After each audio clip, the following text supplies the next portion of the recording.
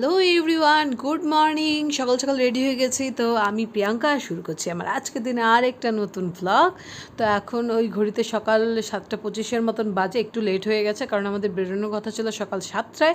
তো যাই হোক, একটু বাচ্চা নিয়ে ম্যানেজ করতে একটু প্রবলেমই হয়, যাই হোক। তো সেই জন্য একটু দেরি হয়ে গেছে। তো এই যে এখন বেরোবো, এই যে আমরা তিনজন একদম ফুল রেডি, লাগেজ বাগেজ নিয়ে। মানে ও এখন সুশান্ত এখন নিচে নেমে যাবে, আর আমি সমস্ত কিছু লাইট ফাইট অফ করে দরজাটা লক করে যাব। তো এই যে দেখো, যেতে গিয়ে দেখছি মেয়ে একটা ককরোচ দেখেছে। এমনিতে তো কিছু থেকে ভয় পায় না, বাট এই ধরনের পোকামাকড় দেখলে না একটু ভয় পায়। তো ওর বক্তব্য হচ্ছে যে এটাকে এখন ঝাড়ু দিয়ে বাইরে বের করতে হবে, তো সেই জন্য ঝাড়ু ঝাড়ু চিৎকার করছে। তো যাই হোক, সেটা আর বের করা হয়নি কারণ অনেকটা বলতে কি, যাই হোক, আধ ঘন্টা লেটে মানে একটা কোথাও বেরোলে টাইম মতো না বেরোলে না সব কিছুই লেট হয়। তো এই যে আমরা গাড়িতে উঠে বসে পড়েছি। তো আর এইদিকে আমার মেয়ের কাণ্ড দেখো, ওই যে সকালে ভাত খাইয়ে দিয়েছে, দুধ ভাত, ওই মুখে এখনও ভাত রেখে দিয়েছে। তো আবার ওটা ক্যামেরাতে দেখাচ্ছে বলে হাসছে।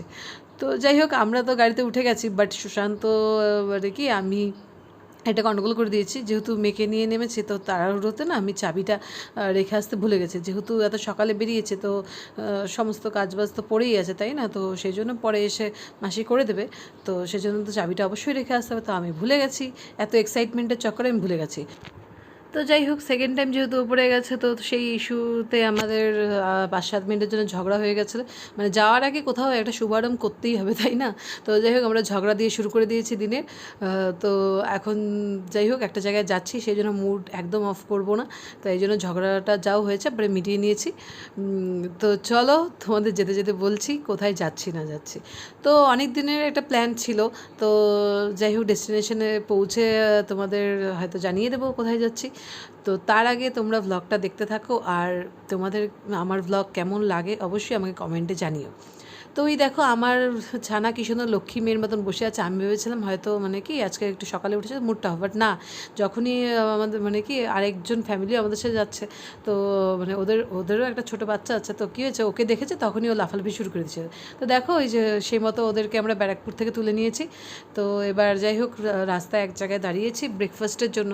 তো যেহেতু এত সকালে বেরোনো হয়েছে, তো কিছু সেরকম খাওয়া হয়নি অনেকেরই, বাট আমি বাড়ি থেকে ভাত খেয়ে এসেছি, যেহেতু আমার একটুখানি মানে বমির অভ্যেস আছে।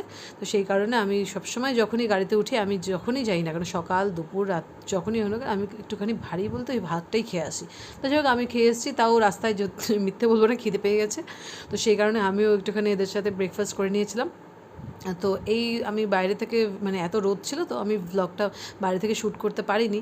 বাট তোমাদের আমি অবশ্যই জায়গাটার ডিটেলসটা দিয়ে দেবো। তো এটা হচ্ছে ওই কোলাঘাটে সম্ভবত তোমার অন্নপূর্ণা একটা হোটেল আছে। সিরিয়াসলি বলছি, মানে কখনো যদি তোমরা এখানে দাঁড়াও, তো আমার মানে তোমাদের কখনো ঠকতে হবে না, বিকজ মানে খাবার কোয়ালিটি খুব ভালো ছিল। আর আমরা ওই সকালবেলা রুটি পরোটা এরম জাতীয় জিনিসগুলো খেয়েছি। তো তো ভীষণই ভালো ছিল আর ফ্রেশ ছিল। তো এই যে দেখো, মেয়েকে তো বাড়ি থেকে সুজি নিয়ে এসেছিলাম, ওকে ওটা খাইয়ে দিয়েছি। আর এখানে এসে এই যে মেয়ের এখন খাওয়া দাওয়া শেষ, এই পুচকেটারও খাওয়া দাওয়া শেষ, তো খেলা শুরু দিয়েছে। তো আমি আবার এখানে এদেরকে একটু ডেকেছি ভ্লগে আয়। তো যাই হোক, ভীষণই কিউট বেবিটা, মানে কি আরেকটা ফ্যামিলি যে এসেছিলো, ওদের যে ছোটো বেবিটা ছিল, ভীষণই কিউটও। এত মানে কি শান্ত, বলার মতো না। তো দেখো, আমরা মানে কি রাস্তায় শ্যুট করতে পারিনি কারণ আমার ভীষণ গা গোলাচ্ছিলো। তো সেই কারণে আর শ্যুট করতে পারিনি। তো আমরা ডেস্টিনেশনে পৌঁছে গেছি। তো গেস করো তো কোথায় এসেছি? Any guess. আচ্ছা চলো, তোমাদের তার আগে একটা ছোট্ট রুম ট্যুর দিয়ে নিই আমি। তো এই যে দেখো, রুমের এই ঢুকতেই এন্ট্রান্সের পরই একটা বাঁদিকে এরকম একটা কভার টাইপের করা আছে। তো তার পাশেই হচ্ছে বাথরুম। তো বাথরুমটা ছোটোর মধ্যে, সিরিয়াসলি বলছি, একদম পরিষ্কার ছিল, কারণ আমার কাছে না বেশি বড় বাথরুমের দরকার নেই, একটুখানি নিট অ্যান্ড ক্লিন হলেই ভীষণ ভালো লাগে আমার। আর এই যে দেখো, এদিকে আমি একটু মিররে আমাকে দেখিয়ে নিলাম। তো এই যে এখানে একটা ছোট্ট মিরার মতন করা আছে, যেখানে ড্রেসিং টেবিল কাম মিরার, মানে তুমি জিনিসপত্র রাখতে পারবে, প্লাস সাজগোজও করতে পারবে। তো এইদিকে একটা টিভি আছে। আর এইদিকে দেখো, আমার মেয়েকে একটা কার্টুন দিয়ে বসিয়ে দিয়েছে, ও সুন্দর শুয়ে শুয়ে দেখছে। আর এই দিকটায় সমস্ত কিছু তোমার কিটগুলো দেওয়া আছে, তোমার এসেন্সিয়াল কিছু কিট, যেগুলো তোমার প্রয়োজন পড়তেই পারে, অনেকে ক্যারি করতে ভুলে যায়, যদিও আমি সব কিছু ক্যারি করেছিলাম। তো এইদিকে জলের বটলস আছে, আর এদিকে কাপ দিয়েছে, আর এইদিকে কিছু ওই যে চা বা কফি যদি কেউ খেতে চায়, সেই জন্য ওই চিনি, দুধের প্যাকেট, এই তোমার কফি, এইসব দিয়েছে। আর একটা কী বলে জানো,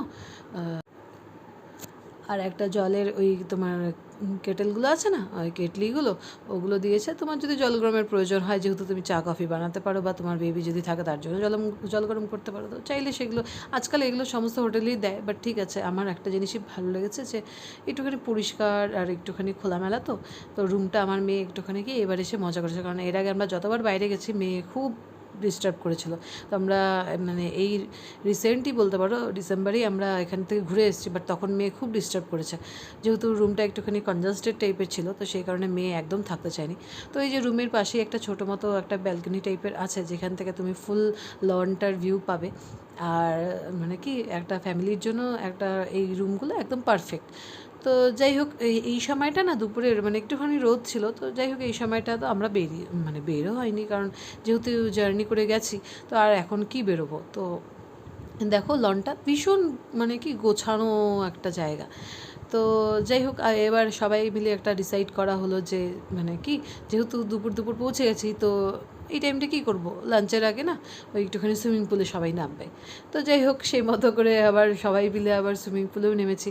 তো মানে সিরিয়াসলি এই যে 1-1.5টা দিন যে আমরা কাটিয়েছি না একসাথে, মানে বেস্ট ছিল, বেস্ট একটা রিফ্রেশমেন্ট হয় না লাইফে, একটা রিফ্রেশমেন্টের প্রয়োজন হয় সবসময়। আর তোমার লাইফটা সিরিয়াসলি একঘেয়ে হয়ে গেলে না, তুমি একদম মানে সবসময় তুমি চিড়চিড়ে হয়ে যাবে। তো যাই হোক, এই যে রিফ্রেশমেন্টের পর না আমি এত ফুরফুরে হয়ে গেছিলাম যে মানে কোনো কিছু বললে সহজে আর রেগে যাচ্ছিলাম না, নাহলে নর্মালি কি হয় একটু কিছু বললেই না রেগে যাই। তো যাই হোক, রিফ্রেশমেন্টটা হয়ে আমার খুব ভালো হয়েছে। তো এই যে এখানে একটু ফটোশ্যুটের জন্য ঢং করছিলাম, তো এই যে এরা সব রেস করছিল, ওই যে কে কত জাম্প করতে পারে জলে। তো যাই হোক দেখো, আর এই যে আরেকজনকে দেখো সাঁতার কাটছে। তো যাই হোক খুব ভালো। এই মানে আমি এত জলে যেতেও পারি না, আর আমার একটা জিনিস কি, আমি সাঁতার জানি না, তো আমার একটুখানি ভয়ই লাগে জলে। বাট যাই হোক, আর কী করা যাবে, এই বয়সে আর কবে শিখবো। তো এবার এইদিকে দেখো, এই যে আমার মেয়েকে, ওকে যতবার বলছি রোদে যাস না, রোদে যাস না, ও কার কথা শোনে, ওর মতন খোলামেলা পেয়ে এদিক ওদিক ছুটছে। রোদ আর কি ওর কাছে কোনো ম্যাটার করে। তো এইদিকে আবার একটুখানি বাচ্চাদের একটা পার্কের মতন ছিল, তো ও ওখানটা যেতে চাইছিলো, কিন্তু আমি কি এত রোদের মধ্যে আমি যেতে দিচ্ছিলাম না, যেহেতু জার্নি করে গেছে, এখনও লাঞ্চ হয়নি, তো কি দরকার না এত রোদের মধ্যে যাওয়ার। তো এইদিকে সব দাঁড়িয়ে সুন্দর টাইম স্পেন্ড করছে, আর আমি যেহেতু মানে কি দুজন মিলে তো একসাথে নামতে পারবো না, কারণ বাকি যারা ছিল তারা মানে কি হেল্প করেছে, বাট কী বলো তো, আমার মেয়ে তো কারো কাছে থাকে না, সেই জন্য একজন নামছে আর একজন মেয়েকে দেখছে। তো যাই হোক, রুমে এসে প্রচণ্ড খিদে পেয়ে গেছে, যেহেতু ওই ধরো 10টা-11টায় সকালে খেয়েছি, আর তারপর তো কিছু খাওয়া হয়নি। তো এখন ওই 3টে মতো বাজে। তো ঘরেই আমরা লাঞ্চটা অর্ডার করে নিয়েছি, যেহেতু আমার মেয়েকে খাওয়াতে হবে, কারণ মেয়েকে আমি বাইরে বসে খাওয়াতে পারবো না, কারণ ও কি এদিক থেকে ওদিক ছোটাছুটি করে, যতই মোবাইল দেও না কেন ও ছোটাছুটি করে। তো এই যে আমি সবার প্রথম খাবার নিয়ে মেয়েকে খাওয়াতে বসে গেছি, কারণ ওকে খাওয়াতে আমার সবথেকে বেশি সময় লাগবে। তো তারপরে আমরা লাঞ্চটা করব। তো লাঞ্চে আমরা খুব সিম্পলি অর্ডার করেছিলাম, ওই তোমার পমফ্রেট ঝাল, ভাত, সাদা ভাত, আর ওই তোমার ডাল, ঝুরঝুরে আলু ভাজা আর ডিম সেদ্ধ। যেহেতু মেয়ে মাছ খাবে না, তো সেই জন্য মেয়ের জন্য ডিম সেদ্ধ। তো খাওয়া দাওয়া শেষ, আর এই যে ধরি পুচকাটা এখানে চলে এসেছে, মানে এরা দুজন খুব ভালো মিল হয়ে গেছিলো। একেবারে রুমে এসে এই যে ঝাপাঝাপি শুরু করে দিয়েছে, আর আমিও বলছি যা মন চায় তোরা কর, তোরা জাস্ট আনন্দ কর। মানে একটা ট্রিপে এসে তোরা যদি বাচ্চাগুলো যদি ভালোই না পায়, তাহলে কী আর মজা, তাই না? তো এই যে দেখো, দুপুরবেলা একটু রেস্ট ফেস্ট নিয়ে এই যে বিকেল বিকেল হয়েছে, এই সময় একটুখানি বেরিয়েছে, আর মেয়ে এখানে এসে খুব খুশি। মানে ওর মুখের হাসিটা দেখে আমার একদম ভীষণ শান্তি লাগছে, কারণ কি ও যতবারই বাইরে গেছে খুব ডিস্টার্ব করেছে, থাকতে চায় না, মানে ও ফিরবে ওখান থেকে, ওর কিছুই ভালো লাগে না, জ্বর চলে আসে, অনেক কিছু প্রবলেম ফেস করতে হয়েছে আমাকে। তো যাই হোক, এই ট্রিপটা মানে আমি থ্যাংক গড যে আমার খুব ভালো কেটেছে। তো নেক্সটে আমি অবশ্যই এরকম প্ল্যান করব। তো তোমাদের তো বলা হয়নি আমি কোথায় এসেছি। তো গাইজ, আমি মন্দারমণিতে এসেছি, ওই ধরো 1.5 দিনের জন্য একটা ট্রিপ প্ল্যান করেছি। তো এই যে দেখো, হোটেলটার নাম হচ্ছে হোটেল সোনার বাংলা, ভীষণ গোছানো একটা মানে হোটেল, তো ভীষণ ভালো লাগছিলো। আর এই যে দেখো, মেয়ে আর ওর বাবা খেলা শুরু করে দিয়েছে, এত সুন্দর ফাঁকা জায়গা পেয়ে না, ওরা ভীষণ মজা করছিলো, আর আমি এইদিকে দোলনায় দোল খাচ্ছি। তো ভাবলাম সমুদ্রে যাব, কারণ এই সময়টা যেহেতু রোদটা কমে এসছে। তো এবার ঘরে আর শুয়ে কী করবো, তাই না? বাড়িতে তো সবসময় দুপুরবেলা একটুখানি খাওয়া দাওয়া করে রেস্ট করাই হয়। তো যাই হোক, এখন আর ওই বেশিক্ষণ ঘরে কাটাবো না, কারণ এখন সমুদ্রে যেতে হবে। সো এই যে দেখো, এখান থেকে আমাদের মানে কি হোটেলটা থেকে এই সমুদ্রের ভিউটা জাস্ট দেখো, মানে একদমই কাছে। আর যেহেতু মানে কি মার্কেটের থেকে একটু দূরে হোটেলটা ছিল, তো কী হয়েছে বিচগুলোতে না বেশি আমরা ওরকমভাবে ক্রাউড পাইনি।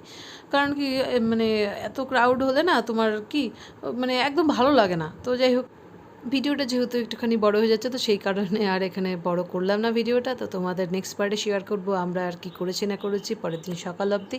সো তার জন্য তোমাদের আমার ভিডিওটা দেখতে হবে, আর নেক্সট পার্টের জন্য প্লিজ ওয়েট করো। আর থ্যাংক ইউ ফর ওয়াচিং।